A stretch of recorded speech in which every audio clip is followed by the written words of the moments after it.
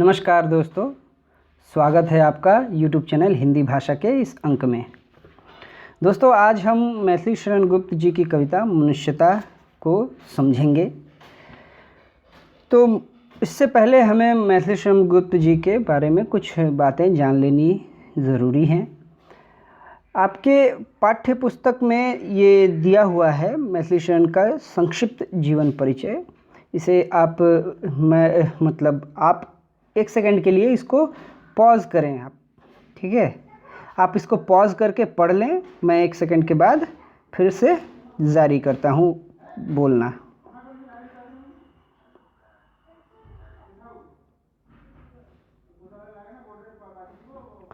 तो मनुष्यता कविता मैथिली शरण गुप्त ने लिखी थी। मैथिली शरण गुप्त का जन्म आपने देख लिया, चिरगांव में हुआ था, झांसी के। तो मैथिली शरण गुप्त द्विवेदी युग के प्रतिनिधि कवि हैं। द्विवेदी युग माना जाता है 1900 से 1920 ईस्वी तक, यानी हिंदी साहित्य के आधुनिक काल का दूसरा चरण। पहला चरण है भारतेंदु युग और दूसरा चरण है द्विवेदी युग। ये द्विवेदी युग आचार्य महावीर प्रसाद द्विवेदी के योगदान के कारण उनको केंद्र में रखकर इसका नामकरण किया गया था। तो ये जो 20 वर्ष का युग है, इस युग की कविताएं खड़ी बोली में लिखी गई। इसके पहले खड़ी बोली में कविताएं नहीं लिखी जाती थीं। हालांकि खड़ी बोली का प्रयोग पहले भी हुआ है, अमीर खुसरो ने भी किया है मध्यकाल में, किंतु खड़ी बोली में लेखन प्रचुर मात्रा में इस तरह से पहले नहीं हुआ था। यहाँ तक कि आधुनिक काल में आने के बाद भी जब भारतेंदु युग जिसको हम कहते हैं, उसमें गद्य खड़ी बोली में लिखना शुरू हुआ, किंतु कविताएं उस वक्त भी ब्रजभाषा में ही लिखी जाती थीं। किंतु द्विवेदी युग में आकर कविता की भाषा भी खड़ी बोली हो गई। खड़ी बोली जिसमें हम बात कर रहे हैं, सामान्यतः लोग जिसको हिंदी कहते हैं वो खड़ी बोली हिंदी है, यानी हिंदी की 18 बोलियों में से एक बोली है खड़ी बोली। तो खड़ी बोली में कविता लिखना द्विवेदी युग में शुरू हुआ और इस कारण से खड़ी बोली जो थी वो उतनी परिपक्व भाषा उस वक्त नहीं बन पाई थी। कविता के लिए उसका जो रूप था वो उतना समृद्ध नहीं हुआ था। उसकी अभिव्यक्ति शैली में वो सूक्ष्मताएं नहीं दिखती हैं। इसलिए द्विवेदी युगीन कविताएं जो हैं एक तरह से सपाट बयानी के उदाहरण हैं, यानी उन कविताओं में अर्थ सतह पर तैरता है, सतह के ऊपर है, वो ऊपर तैर रहा है जल के ऊपर, ऐसे गंभीर रूप से भीतर, सागर के भीतर गहराई में जो है अर्थ छिपे नहीं होते हैं। अर्थ बिल्कुल सतह पर हैं, तैरते हैं, स्पष्ट हैं। और सामान्यतः शब्दों के अर्थ, कविता में प्रयुक्त शब्दों के अर्थ जान लेने से हम उस कविता के अर्थ को समझ लेते हैं, उसमें विशेष दिक्कत नहीं आती है। तो ये मुख्य विशेषता है द्विवेदी युग की कविताओं की। उसमें स्थूलता है, उसके बयानी में, उसके अभिव्यक्ति में उसकी स्थूलता है, और भाव जो हैं उतने गहरे भीतर छुपे हुए नहीं हैं, सब कुछ सतह पर है। तो मनुष्यता कविता जो है मैथिली शरण गुप्त जी की, मैथिली शरण गुप्त मुख्यतः जो है वो एक आदर्शवादी चरित्र था उनका, आदर्शवादी व्यक्ति थे। भगवान श्री राम को बहुत पसंद करते थे, बहुत मानते थे, उनके भक्त थे वे। और उससे संबंधित जो है उन्होंने कई रचना की थी।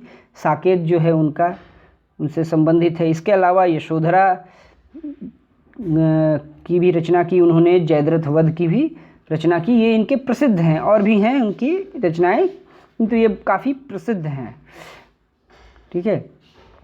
तो ये मैथिली शरण गुप्त की कविताओं में भी वही द्विवेदी युगीन प्रभाव पूरी तरह से है। हालांकि वे कविताएं जो हैं छायावाद में भी लिखते रहे, प्रगतिवाद, प्रयोगवाद और उस नई कविता तक में भी उन्होंने रचनाएं की हैं, उनकी कविताएं आई हैं, किंतु वो अपने युग की सीमा से बाहर नहीं आ पाए। यानी द्विवेदी युग में वो जिस पैटर्न में लिख रहे थे, उनके लिखने का जो ढंग था, उनकी कविताओं का जो ढंग था, वो ढंग उनका अंत तक बना रहा, उसी तरह की कविताएं लिखते रहे, इसलिए उन्हें द्विवेदी युगीन प्रतिनिधि कवि माना जाता है, द्विवेदी युग का। तो मैथिली शरण गुप्त की ये जो मनुष्यता कविता है, अब उसके बारे में थोड़ी सी बात हम करते हैं। ये पाठ प्रवेश दिया गया है, पाठ प्रवेश के अंतर्गत आप देख सकते हैं, आपके पाठ्य पुस्तक में भी ये दिया हुआ है।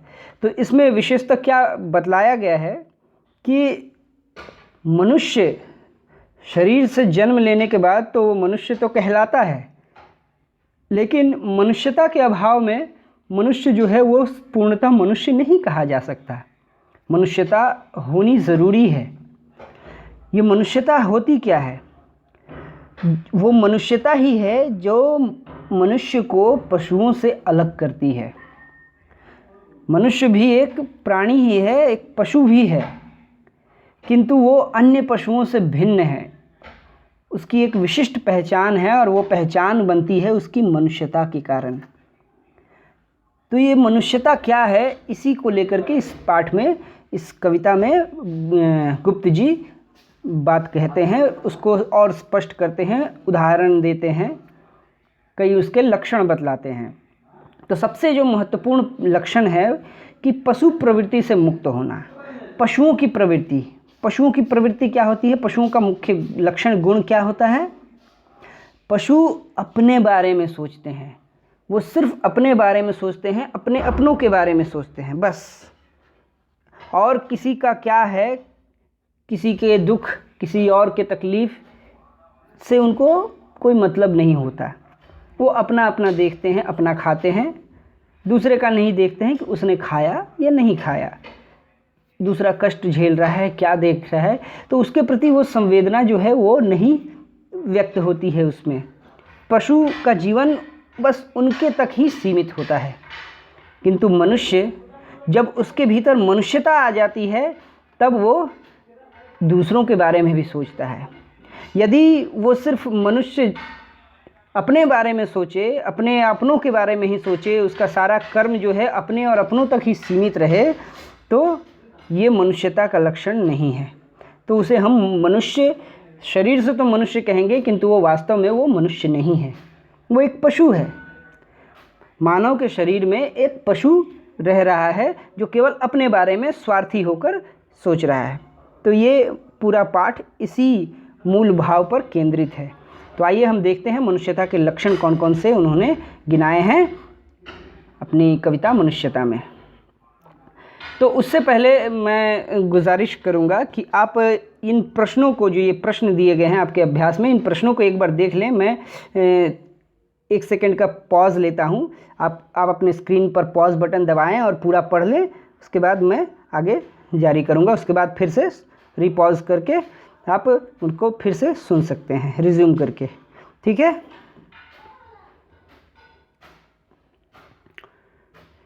तो आपने प्रश्न देख लिए। इन प्रश्नों को अब ध्यान में रखते हुए हम आगे मनुष्यता कविता को समझने की कोशिश करेंगे। तो ये प्रश्न जो है हमें सहायता करेंगे और अच्छी तरह से समझने में।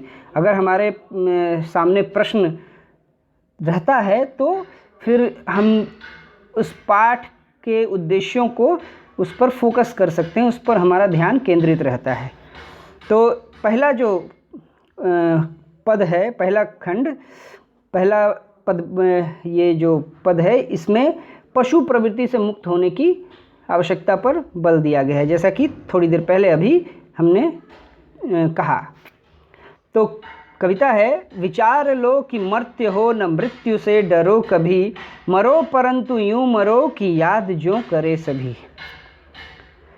तो विचार लो कि तुम मर्त्य हो, मर्त्य यानी जो मरेगा ही, जिसको मरना ही है, मरणशील जिसको कहते हैं हम, उन्हें हम मर्त्य कहते हैं।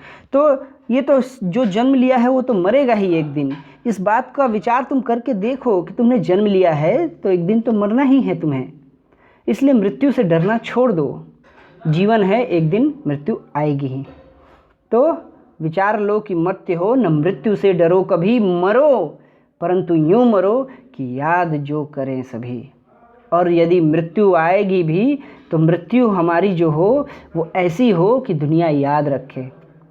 दुनिया याद अच्छे काम के लिए रखती है, बुरे काम के लिए भी रखती है, लेकिन यहाँ जो याद रखने की बात कहते हैं गुप्त जी, वो अच्छे कर्मों के लिए है। दुनिया याद रखे का मतलब जब भी याद करें तुम्हें दुनिया, तो तुम्हारे अच्छे कामों के लिए याद करें, तुमसे प्रेरणा लें। याद रखा जाना कहते हैं वास्तव में जिससे प्रेरणा मिले आगे लोगों को, सदप्रेरणा।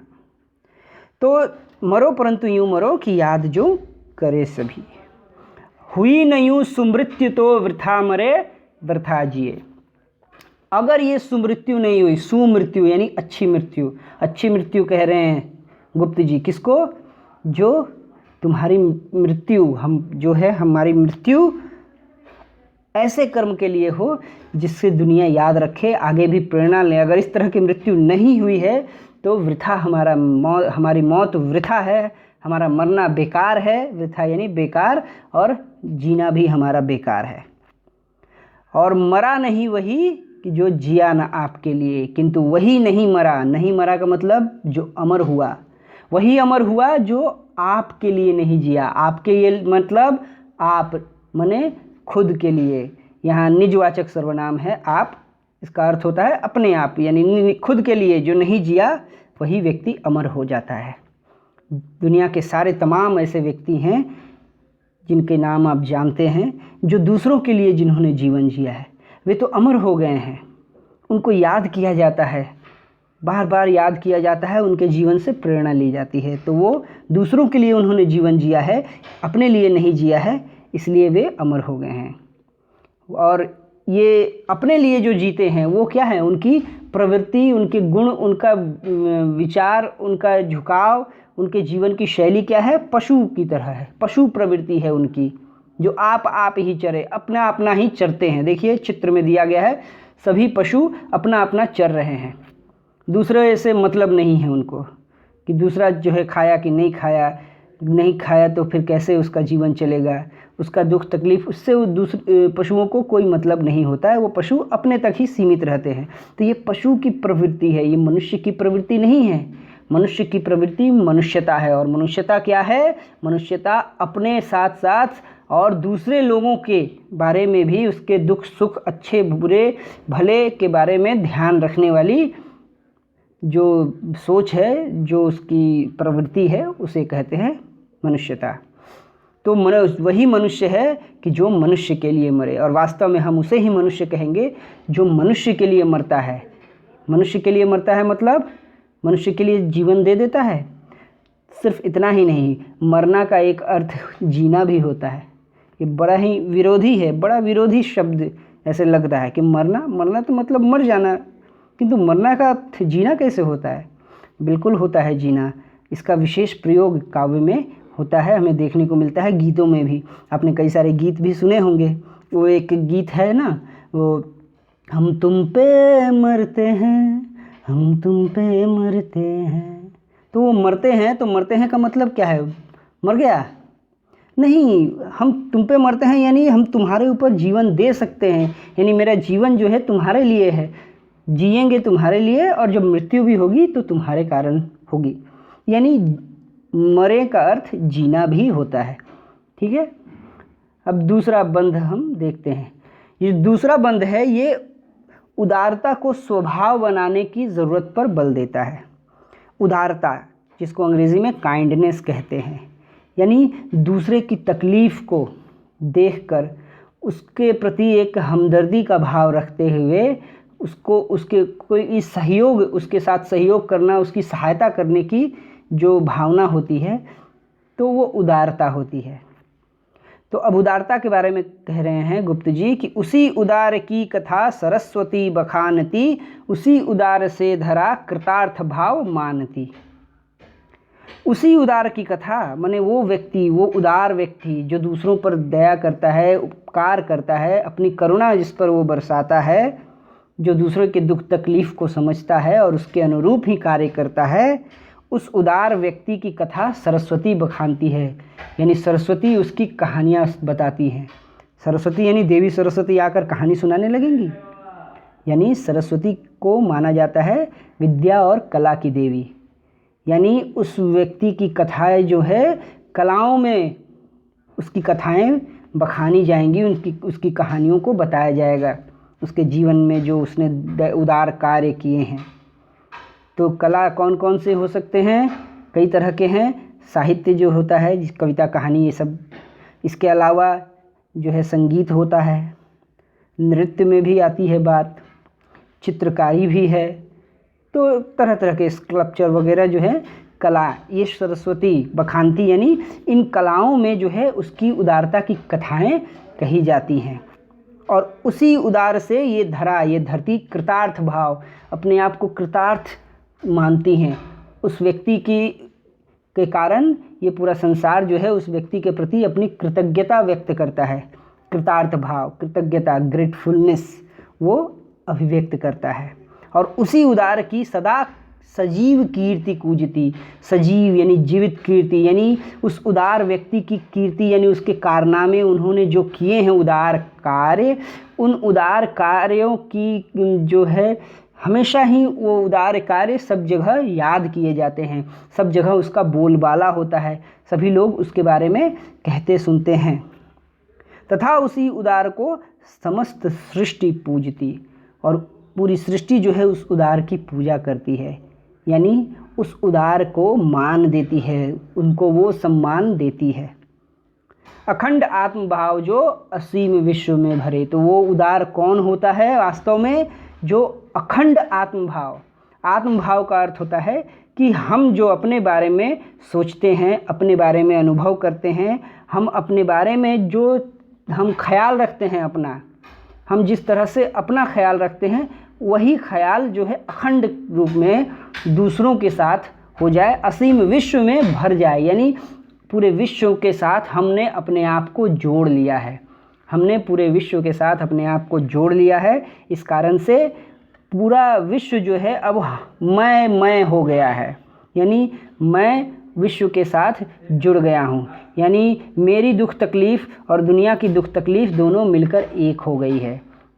अर्थात जो अपने और संसार के लोगों के बीच में भेद ना देखे, धर्म का, जाति का, देश का, सीमाओं का और भी किसी भी तरह का भेद न देखे, वो सभी के लिए समान भाव से उदार हो, सभी के लिए उसके दिल में उदारता हो और सभी के भले के बारे में जो सोचे, वही अखंड आत्मभाव है। अपने लिए जो हम चाहते हैं, हम अपने लिए जो भी चाहते हैं, वही चीज़ हम संसार के लिए भी कामना करें। हम अपने लिए अगर सम्मान चाहते हैं तो दूसरों को भी सम्मान दें। हम चाहते हैं कि हमें जो है हमारा शोषण न किया जाए, तो हमें भी संसार का शोषण में सहयोग नहीं करना चाहिए। तो ये आत्मभाव है। इसीलिए कहते हैं गुप्त जी कि वही मनुष्य है जो मनुष्य के लिए मरता है, यानी जीता है। तो वो उदार होता है व्यक्ति। तो उदार व्यक्ति कौन है? जो दूसरों के लिए जीता है, जिसके सारे कर्म दूसरों के लिए होते हैं, जिसके हृदय में दया होती है, करुणा होती है, दूसरों के दुख तकलीफ़ को लेकर हमदर्दी होती है। तीसरा बंध जो है वो परोपकार करने के लिए बलिदान भाव को उस पर महत्व वो बताता है, उस पर बल देता है। तो तीसरा बंध है, क्षुधार्थ रंति देव ने दिया करस्थ थाल भी, तथा दधीचि ने दिया परार्थ अस्थि जाल भी। तो क्षुधार्थ रंति देव ने, तो रंति देव जो थे कई दिनों से भूखे थे और उनको एक भोजन की थाली मिल गई जिसमें भोजन थे तरह तरह के, किंतु उन्होंने जब एक क्षुधार्थ को देखा, एक भूखे व्यक्ति को देखा, तो उनके हृदय में उस भूखे व्यक्ति के प्रति दया और करुणा आ गई और इस कारण से उन्होंने वो थाली, जो खुद भूखे थे कई दिनों से, वो थाली खाने की मिली थी किंतु उन्होंने दूसरे भूखे को दे दिया। तो ये है उदारता कि व्यक्ति जो है अपने बारे में सोचता है ज़्यादा, ये पशु की प्रवृत्ति है, लेकिन खुद से ज़्यादा दूसरों के दुख तकलीफ़ के प्रति सजग होना ये मनुष्यता का लक्षण है। तो उन्होंने थाल दे दी। तथा दधीचि ने दिया परार्थ अस्थि जाल भी। और दधीचि जो ऋषि थे, उन्होंने अपने अस्थि यानी हड्डियों को, हमारा शरीर जो है हड्डियों के जाल के रूप में है भीतर से, तो उस हड्डियों के जाल को उन्होंने दान कर दिया। क्यों दान कर दिया? क्योंकि एक वृतासुर नामक राक्षस जो था, जो बहुत ही अत्याचार मचाए हुए था, तो उसका वध जो है उस ऋषि दधीचि के हड्डियों से बने हुए अस्त्र से ही हो सकता था। तो इसलिए उनके हड्डियों की आवश्यकता थी। इंद्र गए थे उनके पास, तो उन्होंने अपने अस्थियों को दान कर दिया, हड्डियां दे दी अपनी। ठीक है। उसी नर क्षितिश ने स्वमांस दान भी किया। ये उसी नर जो थे राजा, एक बार कबूतरों को बचाने के लिए उन्होंने बाज को अपना मांस काट कर दिया था कि तुमको भूख लगी है, तुम खाना चाहते हो, इसका शिकार करना चाहते हो, ये तुम्हारा है, प्राकृतिक अधिकार है, किंतु मेरे सामने ये नहीं हो सकता, तो तुम्हें भी भोजन मिलना चाहिए, मैं तुम्हारा भोजन कैसे छीनूं, इसलिए तुम मेरा मांस खाओ। उन्होंने अपना मांस काट करके उस बाज को दिया था खाने के लिए। तो उसी नरक्षितिश ने स्वमांस, अपना मांस दान किया था। तथा सहर्ष वीर कर्ण ने शरीर चर्म भी दिया। और जब कर्ण से मांगने आए कवच और कुंडल, तो उन्होंने अपने शरीर का कवच और कुंडल दे दिया। जब इंद्र आए थे मांगने के लिए, तो रूप बदल कर आए थे और उन्होंने मांगा, तो कर्ण ने ज़रा भी हिचकिचाया नहीं, और उन्होंने अपने त्वचा से, वो कवच उनकी त्वचा के साथ था, वो एक तरह से उनकी त्वचा ही बन गई थी, उनका चर्म ही बन गया था, चमड़ा, उसे काट कर उन्होंने दे दिया। तो ये तरह के लोग हैं, इस तरह के बलिदानी लोग हैं। यानी बलिदान का होना ज़रूरी है। दूसरों का भला करने के लिए, दूसरों के उपकार के लिए बलिदान का होना अत्यंत आवश्यक है। तो कर्ण ने अपना शरीर चर्म भी दे दिया था, बलिदान कर दिया था। इसलिए गुप्त जी कहते हैं कि अनित्य देह के लिए अनादि जीव क्या डरे। ये जो देह है, हमारा शरीर है, ये अनित्य है, यानी ये टेम्पररी है, ये स्थायी नहीं है, ये हमेशा नहीं रहेगा, ये नष्ट हो जाएगा। तो इस नष्ट होने वाले देह के लिए, इस नश्वर देह के लिए अनादि जीव, अनादि जिसका कोई आदि नहीं, आदि यानी शुरुआत, जिसकी कोई शुरुआत नहीं है, तो जिसकी शुरुआत नहीं है उसका तो अंत भी नहीं होगा। जो शुरू हुआ है वो एक दिन ख़त्म ज़रूर होगा। जैसे ये वीडियो शुरू हुआ है तो ये तो ख़त्म होगा ही, ऐसा थोड़ी है कि अनंत काल तक चलता जाएगा। तो ये नश्वर है। किंतु ये जो जीव है, जीव यानी जीवात्मा, आत्मा क्या है? अनादि है।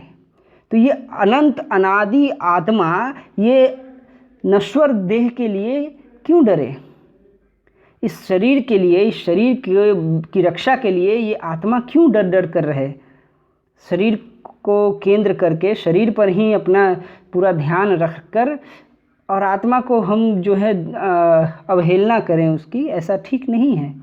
तो इस अनादि आत्मा के लिए, ये अनादि आत्मा जो है, ये अनित्य देह के लिए क्यों डरे? उसे डरना नहीं है। इसलिए मनुष्य वही होता है जो दूसरे मनुष्य के लिए मरता है, जीता है। चौथा बंध जो है, वो चौथा बंध सहानुभूति पर बल देता है कि सहानुभूति होनी बहुत ज़रूरी है। हमें एक दूसरे के प्रति सहानुभूति होनी चाहिए। हम क्या देखते हैं कि लोग वर्तमान परिप्रेक्ष्य में भी देखें तो आजकल हमारे समाज में जो है, ये एक दूसरे के प्रति, एक दूसरे की दुख तकलीफ़ को समझना बहुत ही कम हो गया है। हम छोटी छोटी बातों में फंस कर जो है, लोगों की दुख तकलीफ़ से हमारा कोई वास्ता नहीं रह गया। हम सिर्फ अपने बारे में सोच रहे हैं। धर्म को लेकर के जिस तरह की घृणा का माहौल बना हुआ है, इसी तरह से और दूसरी बातों को लेकर के हम एक दूसरे से इस तरह से नफ़रत करने लगे हैं। ये नफ़रत इतनी बढ़ गई है कि समाज का जो है रूप बहुत ही विषाक्त हो गया है, विषैला हो गया है, पॉइजनस जिसको कहते हैं। तो ये अच्छी बात नहीं है।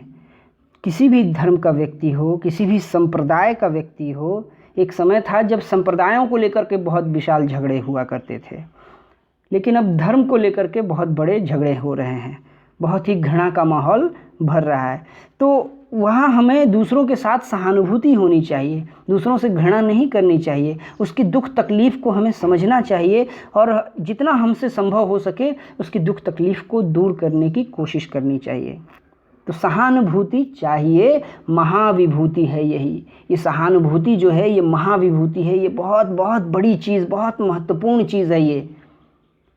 और वशीकृता सदैव ही बनी हुई स्वयं मही। ये मही, मही यानी पृथ्वी, मही से ही माने पृथ्वी जो है, पृथ्वी को मही कहते हैं।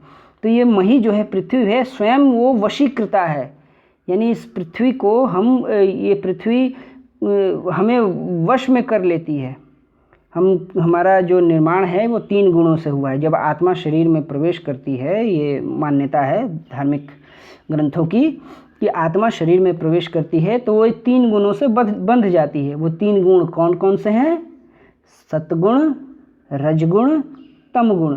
सतगुण जो होता है वो अच्छी प्रवृत्तियों को जन्म देता है, अच्छे कार्यों को जन्म देता है। सतगुण वाले व्यक्ति अच्छे कर्मों को करने में रुचि रखते हैं।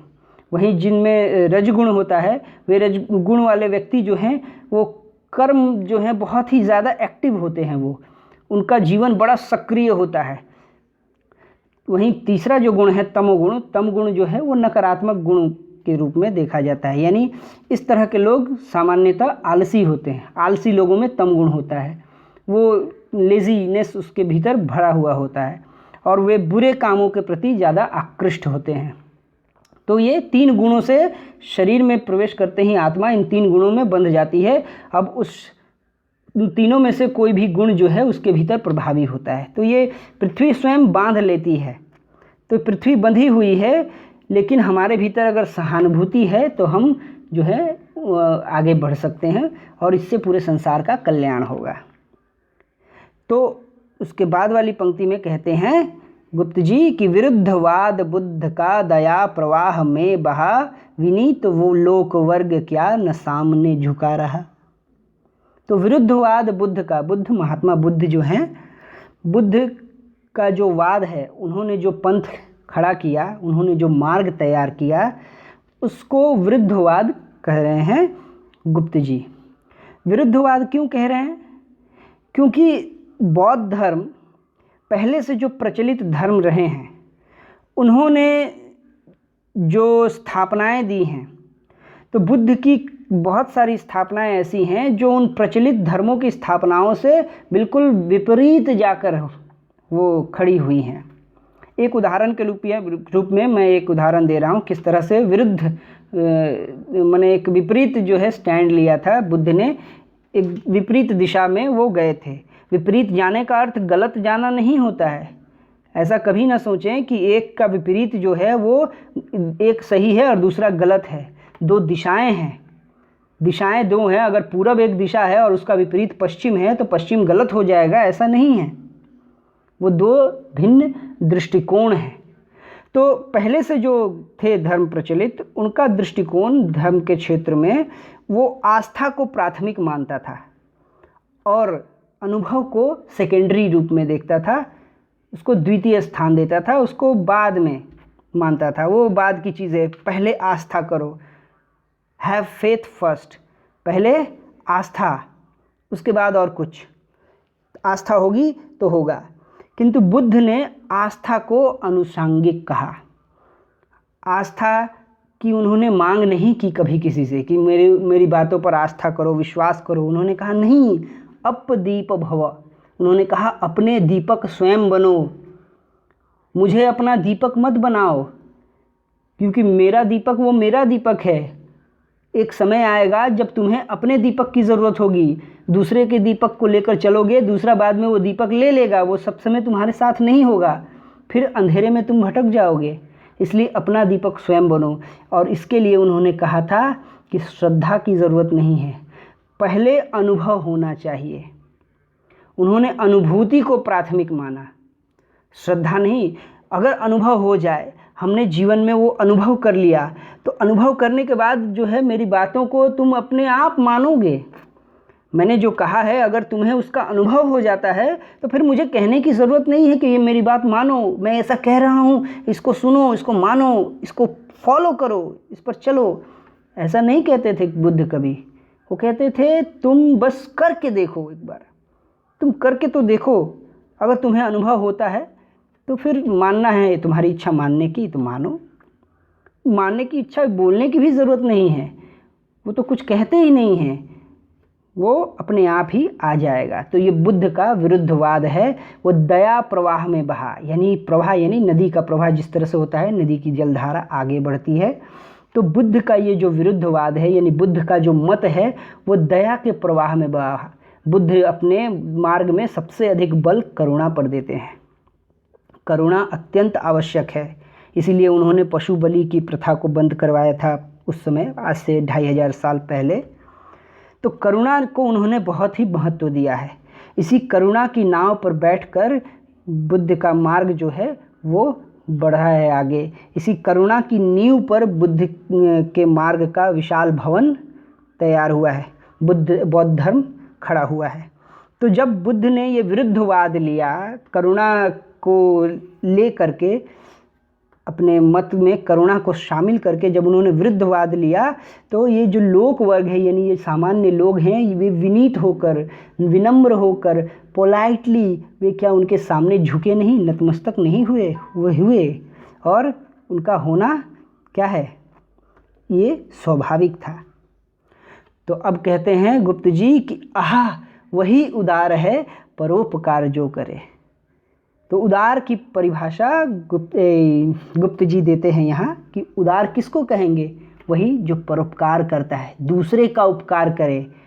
हमारा सारा ज्ञान, हमारे सारे कौशल, हमारी सारी खोज किस लिए होती है? समस्त ज्ञान का मूल उद्देश्य क्या है? परोपकार, दूसरे का भला हो, ना हमारा भला हो, खुद का भला करने के लिए। सारे ज्ञान विज्ञान की खोज जो है अपना भला करने के लिए होती है नहीं, वो दूसरों के भले के लिए की जाती है। तो वही उदार व्यक्ति है जो परोपकार करता है, और उसी को हम मनुष्य कहेंगे जो दूसरे मनुष्यों के लिए मरता है, जीता है। पांचवा बंध जो है धैर्य की ज़रूरत पर बल देता है। धैर्य होना चाहिए हमारे भीतर, धीरज का भाव होना ज़रूरी है। तो कहते हैं गुप्त जी, रहो न भूल के कभी मदांध तुच्छ वित्त में, सनाथ जान आपको करो न गर्व चित्त में। कभी ये भूल कर मत छोटी छोटी बातों में मदांध होकर, मद में अंधा, मद यानी नशा, अहंकार के रूप में भी आता है ये, अहंकार में चूर होकर यानी नशे में, अहंकार के नशे में चूर होकर, नशे में डूब कर उसमें अंधे हो जाना। अंधा होना यानी विवेकहीन होना। तो अहंकार के नशे में विवेकहीन होकर तुच्छ वित्त में, छोटी छोटी बातों में भूल कर मत रहो, जिंदगी मत उसमें डुबा कर बर्बाद कर लो। अहंकार के नशे में डूबकर छोटी छोटी बातों में जिंदगी अपनी बर्बाद न करो। सनाथ जान आपको करो न गर्व चित्त में, और खुद को सनाथ मानकर अपने मन में, चित्त यानी मन में गर्व नहीं करना चाहिए। क्यों नहीं करना चाहिए? क्योंकि अनाथ कौन है यहाँ? त्रिलोकनाथ साथ हैं। कौन अनाथ है? किसको अनाथ कहते हैं आप? अनाथ कोई नहीं है, त्रिलोकनाथ साथ है। तीन लोकनाथ यानी तीनों लोकों के नाथ, ये पृथ्वीलोक, पाताल लोक और स्वर्गलोक माना जाता है शास्त्रों में। तो इन तीनों लोकों के नाथ यानी स्वामी वे साथ हैं सबके, कोई अनाथ नहीं है। वो एक गीत है ना, मुकद्दर का सिकंदर फिल्म का गीत, जिसका कोई नहीं उसका तो खुदा है यारो, यानी जिसका कोई नहीं होता है उसके तो ईश्वर होते हैं। अनाथ वो भी नहीं है। इसलिए अपने आप को सनाथ जानकर कि हम सनाथ हैं, हमारे शीश पर किसी का हाथ है, यानी हमें कोई कवर कर रहा है, कोई हमें संरक्षण दे रहा है, प्रोटेक्ट कर रहा है, इस बात को जानकर गर्व नहीं करना चाहिए। क्योंकि जिसको हम अनाथ समझ रहे हैं कि चलो उसके सिर पर किसी का हाथ नहीं है, उसका रक्षक कोई नहीं है, संरक्षक कोई नहीं है, तो हम गर्व ना करें अपने पर, क्योंकि उसके संरक्षक ईश्वर हैं। दयालु दीन बंधु के बड़े विशाल हाथ हैं। तो जी दीन बंधु, दीन यानी गरीब, बंधु यानी मित्र। तो ये जो दयालु दीन बंधु हैं यानी गरीबों के मित्र जो हैं, दीन बंधु ईश्वर के लिए प्रयुक्त होता है। तो उनके हाथ बड़े विशाल है, उनके हाथ बहुत बड़े हैं। तो ये चित्र में देख रहे हैं बड़ा हाथ दिख रहा है, यानी ऊपर से भगवान इस तरह से हाथ बढ़ाते हैं? नहीं नहीं, ऐसा नहीं है। ईश्वर इस तरह से हाथ नहीं बढ़ाते हैं, वे हाथ बढ़ाते हैं अपने अदृश्य हाथ। यानी वे अदृश्य हाथ कहाँ से आते हैं? वे अदृश्य हाथ आते हैं हम लोगों के भीतर से ही। हम लोग ही एक दूसरे की मदद करते हैं। भगवान कभी भी प्रत्यक्ष हमारे सामने आकर खड़े नहीं हो जाते।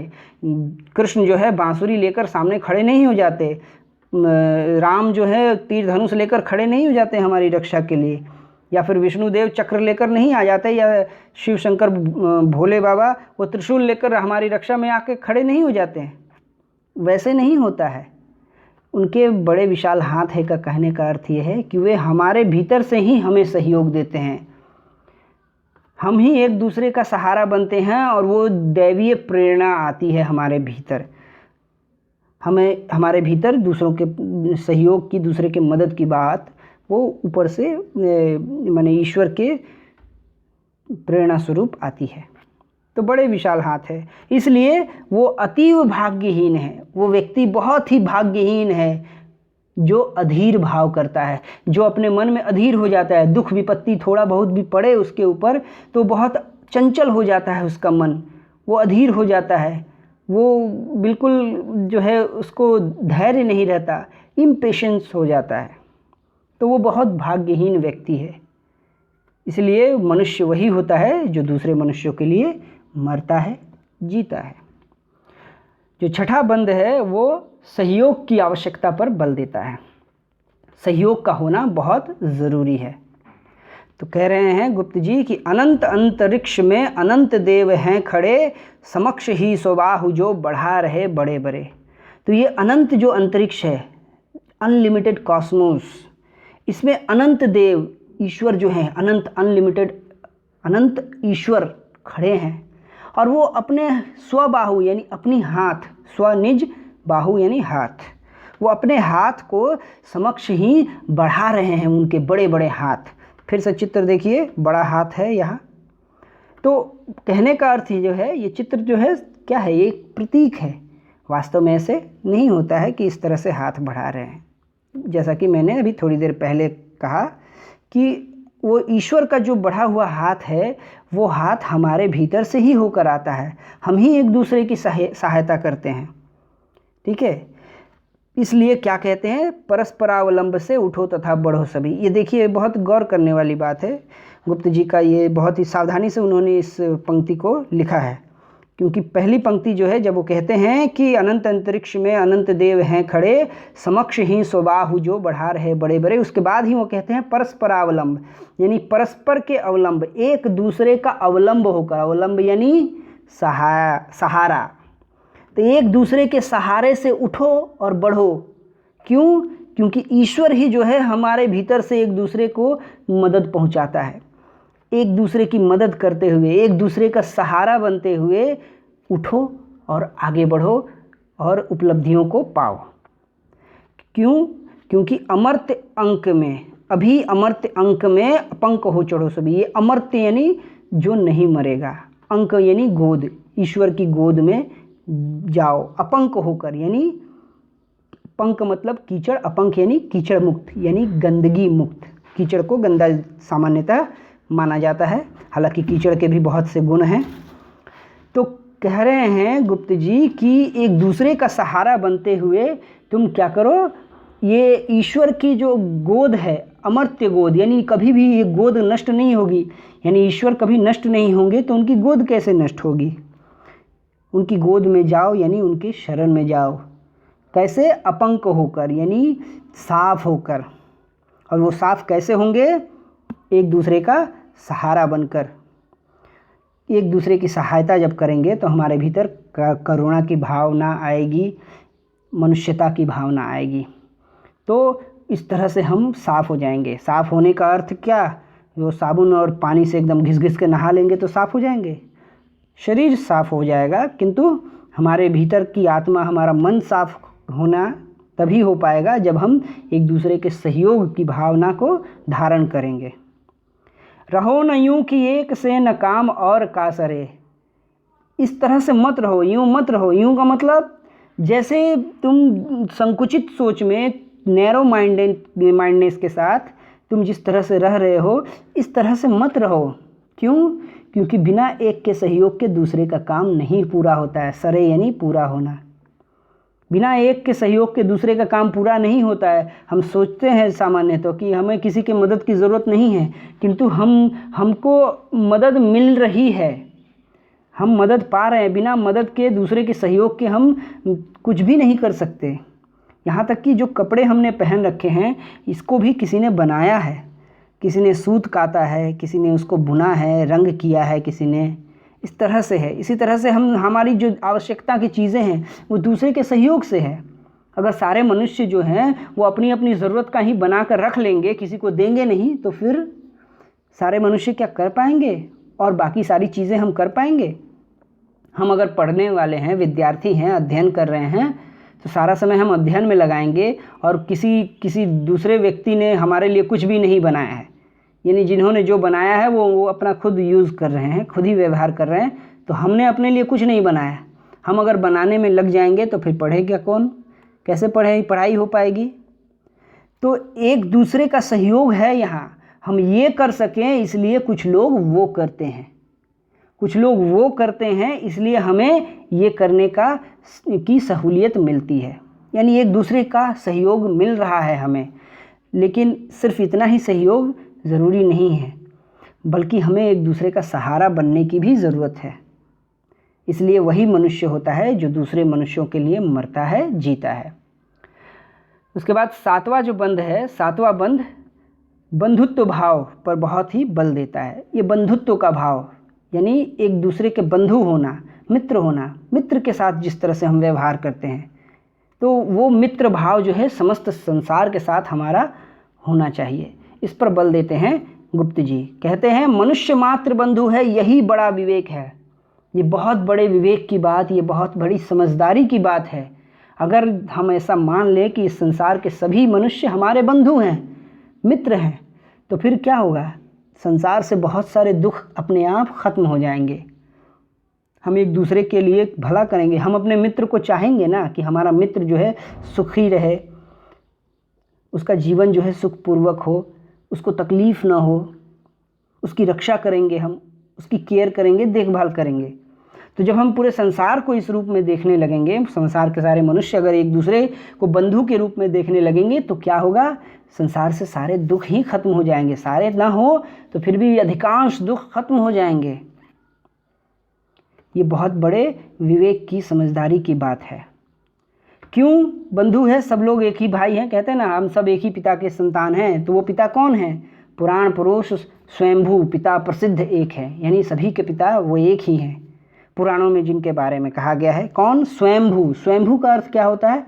जिसने अपने को, स्वयं को संभव किया हो, यानी जिसने अपने आप को रचा हो, खुद अपने आप की रचना, खुद की रचना जिसने की हो, यानी जिसका रचयिता कोई नहीं है, जिसका निर्माता कोई नहीं है, जिसको किसी ने निर्माण नहीं किया है, जिसको किसी ने बनाया नहीं है। तो ऐसा कौन है? बस एक ही है, वो है ईश्वर। ईश्वर जो है, कहते हैं ईश्वर क्या है, कैसे, ईश्वर को किसने बनाया?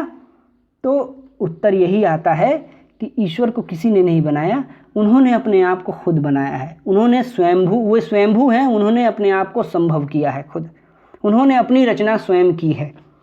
तो उनके बारे में ऐसा कहा जाता है।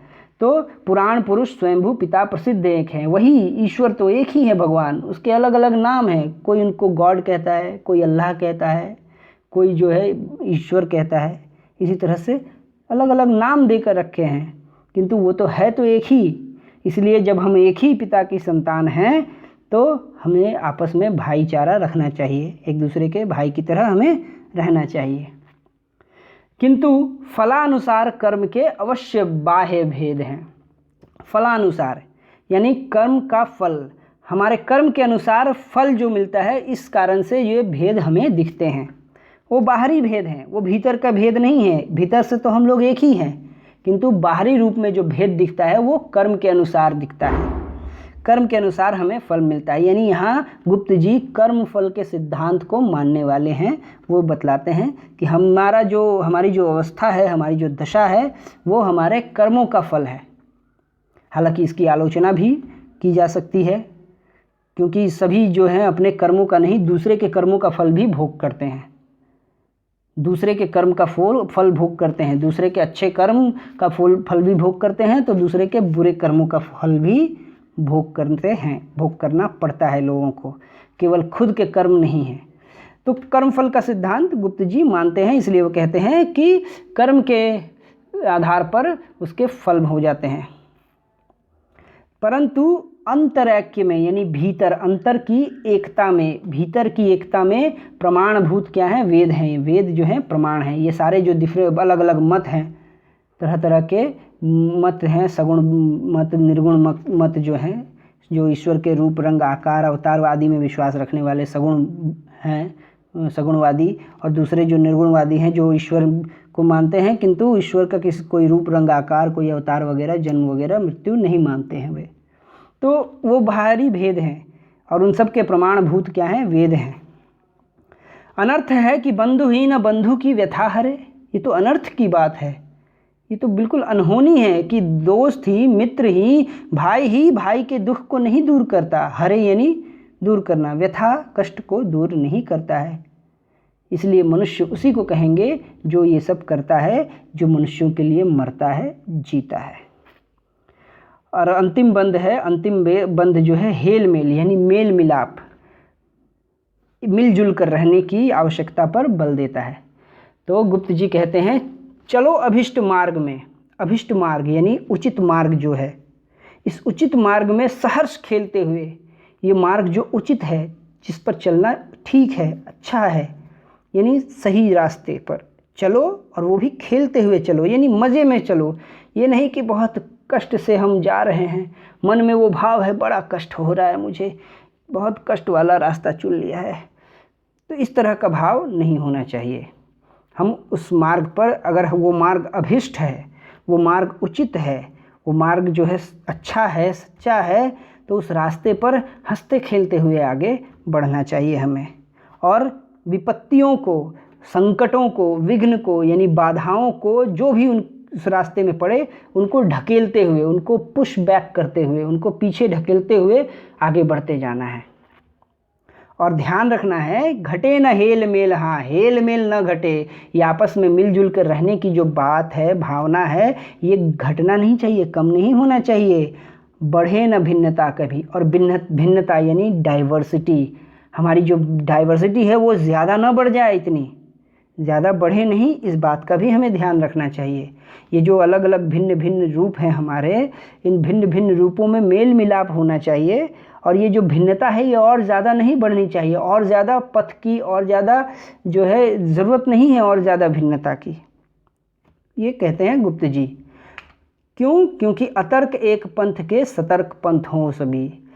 ये जितने सारे पंथ हैं, जितने सारे अलग अलग रास्ते हैं, कोई कृष्ण की भक्ति करता है, कोई राम की भक्ति करता है, कोई शिव की भक्ति करता है, कोई जो है काली की भक्ति करता है, कोई जो है किसी और की, कोई साईं बाबा की भक्ति करता है। तो इस तरह से अलग अलग जो है पंथ हैं, ईश्वर को मानने वालों के अलग अलग पंथ हैं। तो ये जो अतर्क पंथ, एक पंथ जो है, यानी एक पंथ वो है मनुष्यता का पंथ। इस एक पंथ पर जितने भी सारे पंथ हैं वे सभी सतर्क होकर आगे बढ़ें।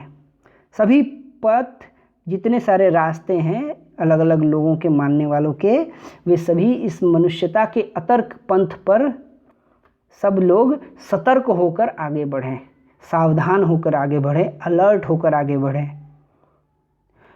और तभी समर्थ भाव है कि तारता हुआ तरे।